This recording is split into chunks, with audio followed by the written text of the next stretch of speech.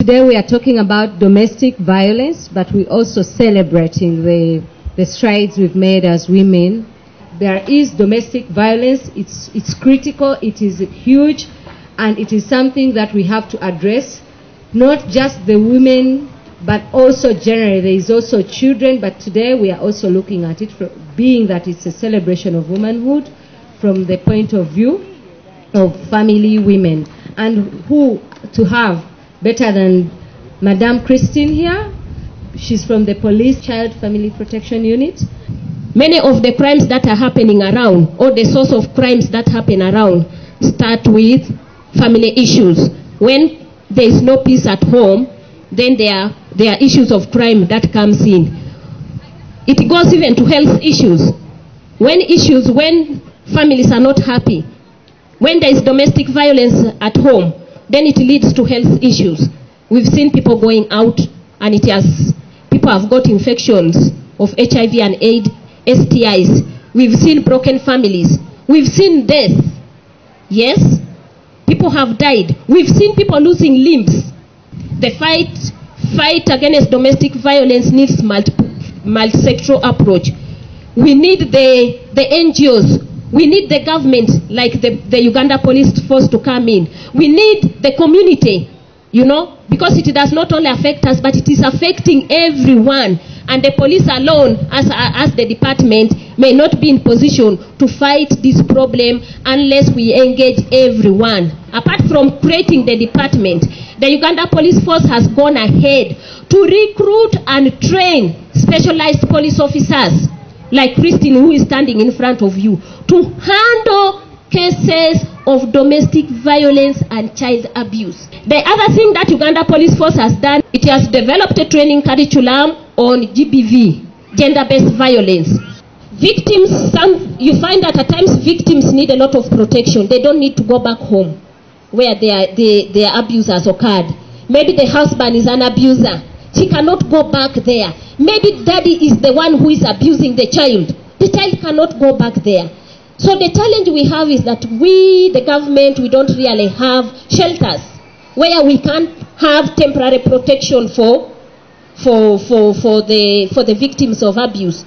Okay, Dorothy is going to talk to us. She's the representative from FIDA. Now, FIDA fights for human rights as a whole, with a focus on women and children, using the law as a tool for social justice. Domestic violence are acts that occur within a domestic setting, and it looks at different types of domestic violence. There is the physical itself, where you see mommy and daddy exchanging blows. Then we have the economic violence. Now, economic violence is, for example, the deprivation of an individual to their rightful entitlements, of like paying their school fees, making sure that they are dressed, medical health is provided. If you deny them any of these, that means you're committing the act of domestic violence under economic violence. Basically, it does fight for women's rights and empowerment. You advocate for ladies, that's it.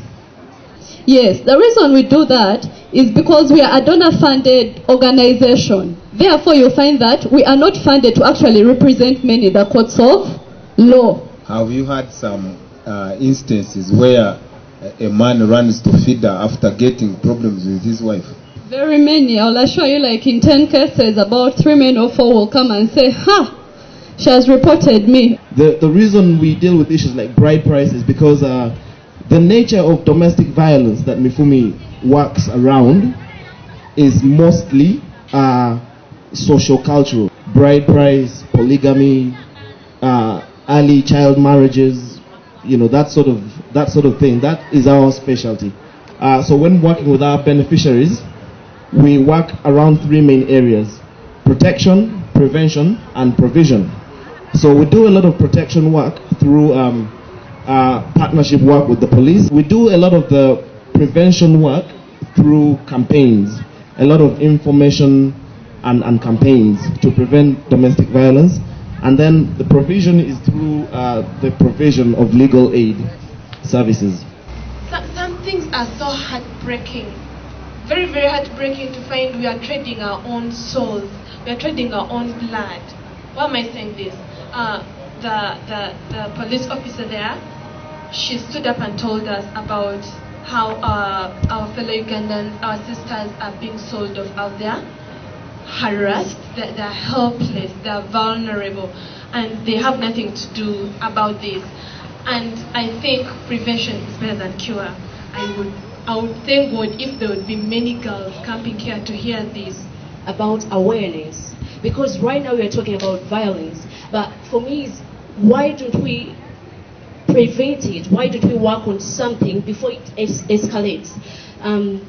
You look at the televisions and radios today, how many of these organizations actually have infomercials there telling us about these, how to prevent it, how to stop it, how to even get out of a relationship. Even the reading culture. There's a lot of information in the newspapers. How many people read? In the internet, how many people read? The awareness is there. But for me, I would suggest, like you, the radio presenters, you know, as you are presenting, like yesterday's, I think one of the radios, somebody was presenting and was talking about, you know, talked about domestic violence like for 1 minute and then went, and I said, this is good. Part of the challenges we've had while trying to use the media is the costs. It's very, very, very expensive. And in order for this advocacy work and behavioral change work to have any impact, it has to be sustained. You know, so one commercial on radio once a week is really useless. It needs to happen like 15 times every day for 7 months.